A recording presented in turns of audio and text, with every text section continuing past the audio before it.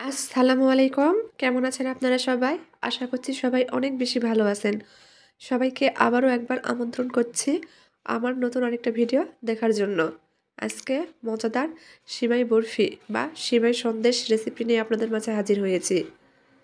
অনেক তো সন্দেশ খেয়েছেন, বরফি খেয়েছেন। একবার এভাবে লাচ্চা সেমাই দিয়ে ঘরে বরফি বা সন্দেশ তৈরি করে দেখুন। আশা করছি এর স্বাদ ভুলতে পারবেন না। অনেক মজার হয়ে থাকে। তো চলেন দেখি কীভাবে এই সন্দেশ তৈরি করেছি তার পুরো প্রস্তুত প্রণালী আপনাদের মাঝে শেয়ার করি। এখানে আমি 200 গ্রামের 1 প্যাকেট লাচ্চা সেমাই নিয়েছি। এখন ব্লেন্ডারে অল্প অল্প করে দিয়ে ব্লেন্ড করে নেব। আমি 200 গ্রামের পুরো প্যাকেটটা এখানে ব্যবহার করব।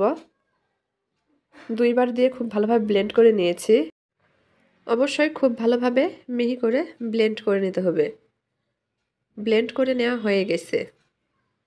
চুলার উপর ফ্রাই প্যান বসে দিব।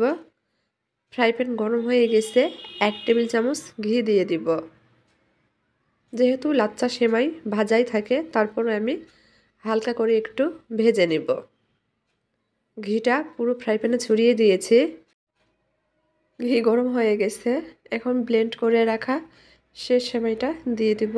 নেড়ে চেড়ে 1 মিনিট মতো ভেজে নেব।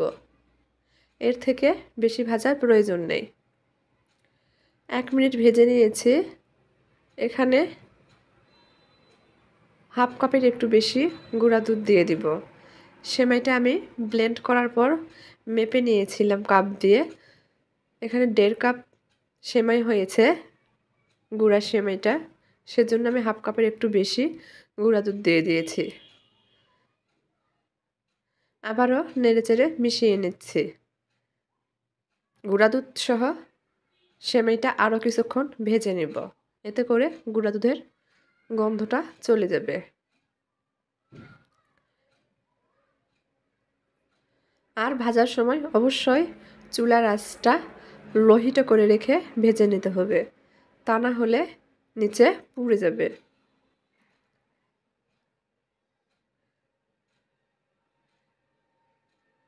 গুঁড়া দুধ সহ সেমাই আরও 2-3 মিনিট মতো ভেজে নিয়েছি। এখন এর মধ্যে আমি কনডেন্স মিল্ক দিয়ে দিব। অবশ্যই এখানে কনডেন্স মিল্ক ব্যবহার করতে হবে। আমি এখানে প্রায় 2.5 টেবিল চামচ মতো কনডেন্স মিল্ক ব্যবহার করেছি। মিষ্টিটা যার যার স্বাদ মতো দিয়ে নিতে হবে। আমার ঘরে একটু হালকা মিষ্টি সবাই পছন্দ করে, সেজন্য আমি মিষ্টির পরিমাণটা কমিয়ে ব্যবহার করছি। যা বলছিলাম, এখানে কেন কনডেন্স মিল্ক ব্যবহার করতে হবে, চিনি ব্যবহার করা যাবে না কেন? চিনি ব্যবহার করলে এটা দলা পাকতে চাইবে না, বরফির শেপ দিতে পারবো না। সেজন্য এখানে কনডেন্স মিল্ক ব্যবহার করলে খুব সহজেই আমরা বরফির শেপ দিয়ে নিতে পারবো। নেড়েচেড়ে মিশিয়ে নিয়েছি। দেখেন দলা পাকতে শুরু করেছে। আমি আরও কিছুক্ষণ এটা জাল করে নিব। একেবারে খুব বেশি জাল করে আবার ঝুরঝুরে করা যাবে না। দেখেন আঠালো ভাব চলে আসছে। আমি চুলাটা বন্ধ করে দেব। চুলার উপরই আমি বরফির শেপ দিয়ে নেব। যেহেতু আমরা একা একা এই বরফিগুলো তৈরি করব, সেজন্য হয়তো সিমাইয়ের এই মিশ্রণটি ঠান্ডা হয়ে যেতে পারে। ঠান্ডা হয়ে গেলে আবারও চুলাটা জ্বালিয়ে হালকা গরম করে নিতে হবে। আমি সিমাইয়ের সেই মিশ্রণ থেকে অল্প একটু মিশ্রণ হাতে নিয়েছি। প্রথমে হাত দিয়ে গোল করে নিলাম। এরকম একটা পিঠা তৈরির ছাঁচ নিয়েছি। ছাঁচের মধ্যে দিয়ে দিব। হাত দিয়ে 4-5টা সমান করে নিয়েছি। তারপর উপর থেকে আরেকটা ছাঁচ দিয়ে হালকা হাতে চাপ দিলেই সুন্দর একটা ডিজাইন তৈরি হবে। এভাবে একটা সন্দেশ তৈরি করে নিয়েছি। আমি আরও একটা সন্দেশ আপনাদের তৈরি করে দেখিয়ে দিচ্ছি। আবারও একটু মিশ্রণ হাতে নিয়েছি। প্রথমে 2 হাতের তালুতে গোল করে নিলাম, তারপর ছাঁচের মধ্যে দিয়েছি। হাত দিয়ে খুব ভালোভাবে চেপে চেপে দিচ্ছি।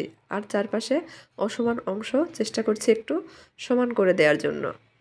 উপর থেকে আরেকটা ছাঁচ দিয়ে আলতো হাতে চাপ দিলেই ডিজাইন তৈরি হবে।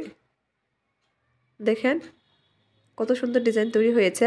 চারপাশটা আমি হাতের তালুর সাহায্যে একটু সমান করে দিচ্ছি, এতে করে দেখতে ভালো লাগবে। এভাবে আমি সবগুলো বরফি বা সন্দেশ তৈরি করে নিব।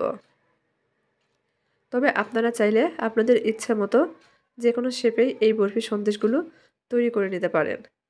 তবে কোনো রকম ঝামেলা করতে না চাইলে আমার মতো এভাবে সাজ দিয়ে সন্দেশ বা বরফি তৈরি করে নিতে পারবেন। আমি এভাবেই সবগুলো সন্দেশ তৈরি করে নিয়েছি। দেখেন দেখতে কতটা লোভনীয় লাগছে, খেতেও কিন্তু অনেক মজার। তৈরি করারও কোনো ঝামেলা নেই।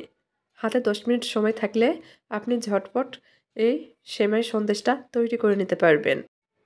আমার আজকের এই সহজ সেমাই সন্দেশ রেসিপিটি ভালো লাগলে অবশ্যই চ্যানেলটি সাবস্ক্রাইব করবেন, লাইক কমেন্ট শেয়ার করে চ্যানেলের পাশেই থাকবেন। সবাই ভালো থাকবেন। আল্লাহ হাফেজ।